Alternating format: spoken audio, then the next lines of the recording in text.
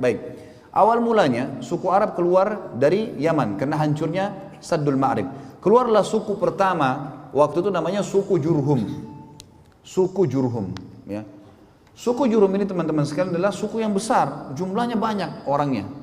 Keluar dari Yaman. Mereka tujuannya, kalau saya ibaratkan mungkin kotak ini ya, kotak mihrab kita ini adalah Jazirah Arab, peta Jazirah Arab.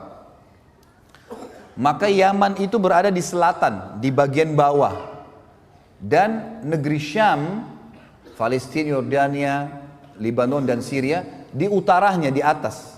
Jadi orang-orang Yaman, suku Jurhum ini mau pergi ke negeri Syam. Karena negeri Syam ini teman-teman sekalian negeri yang subur. Pernah saya jelaskan kan, sampai kalau jalannya pun pecah, itu keluar pohon apel, nggak ditanam, nggak diapa gitu, saking suburnya. Mereka hancur bendungannya, mereka mau pergi ke sana. Nah, di tengah-tengah antara Yaman sama negeri Syam, ada Mekah, Madinah, di tengah-tengah. Madinah lebih dekat dengan negeri Syam, Mekah lebih dekat dengan negeri Yaman. Makanya nanti kita akan pelajari dalam sejarah kita teman-teman sekalian di sini, sejarah Nabi SAW, itu kafilah-kafilah Quraisy. Kalau mereka belanja ke negeri Syam, ya, mereka kalau pulang harus lewat Madinah. Makanya kafilah mereka banyak ditahan oleh muslimin di Madinah itu, karena mereka harus lewatin, karena Mekah dulu baru Madinah, kemudian baru negeri Syam. Tapi itu nanti ada bahasan insya Allah. Yang saya ingin diberatkan, pada saat itu teman-teman sekalian keluarlah suku Jurhum dari Yaman, dari bawah selatan Jazirah Arab menuju ke Syam. Mereka lewat di lembah Mekah. Mereka tahu ini lembah padang pasir, nggak ada kehidupan. Tapi mereka kaget, mereka lihat dengan hikmah Allah. Ini pada hari yang sama ya, pada pagi itu. Jadi suku Jurhum sudah keluar dari beberapa hari yang lalu nih ceritanya. Tapi mereka pada saat hari tibanya Hajar alaihissalam dengan Ismail alaihissalam di lembah Mekah, hari itu juga dengan hikmah Allah, mereka lewat di situ. Dan mereka lihat di lembah itu kok ada burung yang berputar. Biasanya di padang pasir itu kita tahunya ada kehidupan, ada air. Kalau ada burung yang berputar-putar, gitu kan? Itu menandakan di bawahnya ada air.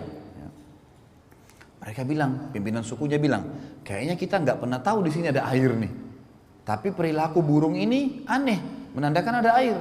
Coba pergi lihat.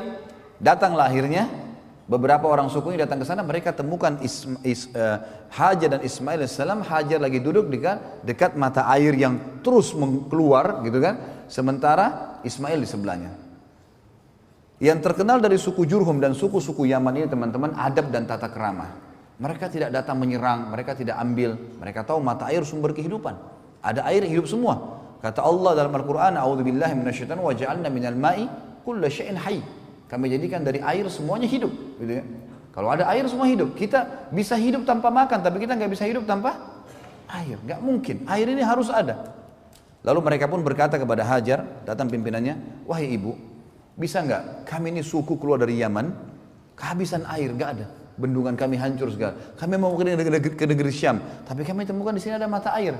Bisa nggak Anda izinkan kami hidup bersama Anda di sini? Dan kami bersedia membayar upeti.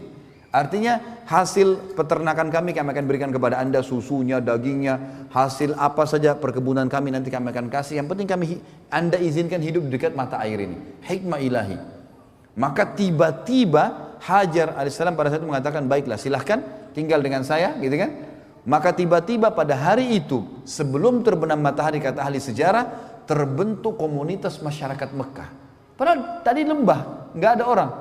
Pada hari itu mulailah mereka bangun rumah, mulailah mereka bercocok tanam, mulailah peternakannya dikembangbiakkan, jadilah sebuah kota. Mulai dibangun, gitu kan? Maka terbentuklah awal mula pada saat itu kota Mekah.